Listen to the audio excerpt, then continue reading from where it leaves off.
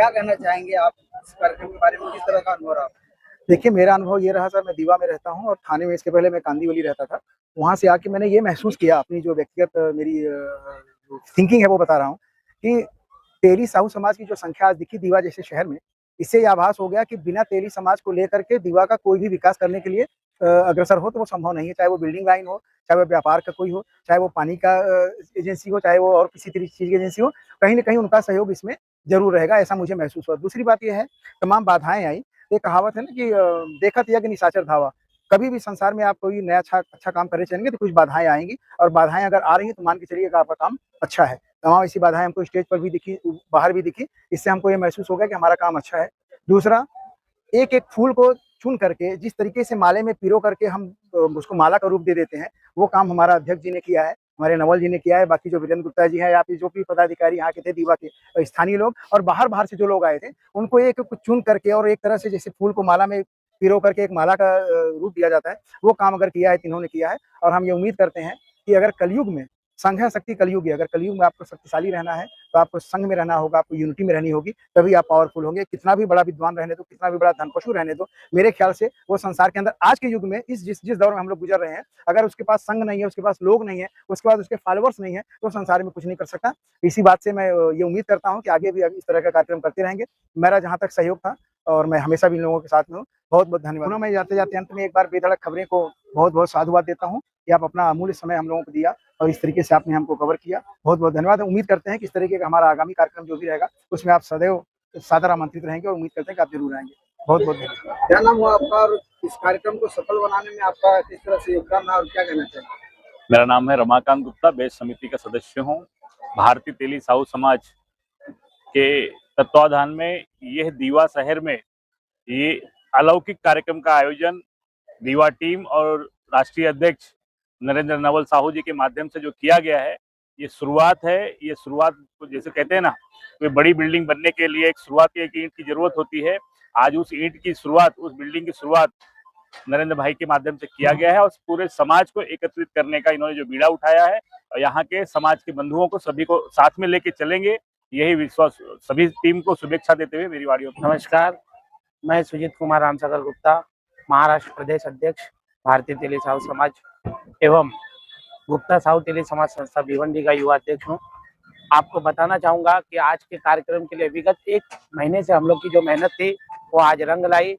कुछ लोगों ने इस सामाजिक कार्यक्रम को व्यंग करने के लिए विशेष रूप से बाधा डाली, परंतु कहते हैं ना, जिसके साथ प्रभु की कृपा हो उसका कोई कुछ भी नहीं कर सकता। आज का यह कार्यक्रम हमारे लिए विस्मरणीय रहा और ऐतिहासिक रहा, क्योंकि आज की यह जो जनता जनार्दन की भीड़, इससे साफ जाहिर होता है कि तेली जागृत हो चुके हैं, सब जाग चुके हैं, सब अपने कर्म को और अपने काम को विशेष ज्ञान देते हैं। इसी के साथ आज का कार्यक्रम बहुत ही सफल रहा। सफल कार्यक्रम के लिए दीवा की संपूर्ण टीम को हृदय से आभार व्यक्त करता हूँ। उनके माध्यम से यह कार्यक्रम सफल रहा। धन्यवाद। जय हिंद, जय भारत, जय तेली समाज। मैं पहले बताना चाहता हूं कि मैं वीरेंद्र त्रिलोकी गुप्ता, दीवा शहर अध्यक्ष, जो कि राष्ट्रीय अध्यक्ष नरेंद्र नवल तेली तथा महाराष्ट्र अध्यक्ष सुजीत गुप्ता जी के मार्गदर्शन में एक प्रोग्राम का बीड़ा उठाया हुआ था और मैंने अपनी टीम के साथ इतना अथक परिश्रम किया है और मेरी टीम ने इतना अथक परिश्रम किया है कार्यक्रम को सक्सेस बनाने में कि आज यहाँ 3 से 3,500 पब्लिक जमा हुई और जो इसे हम बोलेंगे कि सक्सेस नहीं, ब्लास्ट हुआ। हम लोगों ने यहाँ पे तेली समाज की एकता दिखाई है। 70% तेली समाज दीवा में है, उत्तर भारतीयों में, उसको हम लोग ने एकजुट करने में सफल रहे और यहाँ के जो समाज सेवक, बड़े बड़े समाज सेवकों को तेली समाज के ताकत का एहसास हुआ कि तेली समाज इतनी संख्या में है और वो आगे इसी तरह एकता करते हुए आगे भी क्या कर सकते हैं। बहुत विकास के काम, दीवा के विकास में बहुत सारे काम तेली समाज के द्वारा किया जा सकता है और यहाँ का जो माहौल परिवर्तन है वो भी किया जा सकता है। नमस्कार, मैं राधे गुप्ता, महाराष्ट्र उप महामंत्री। आज का जो प्रोग्राम हुआ उसको देख के बड़ी खुशी हुई, क्योंकि इसमें पूरी टीम का पूरा सपोर्ट रहा।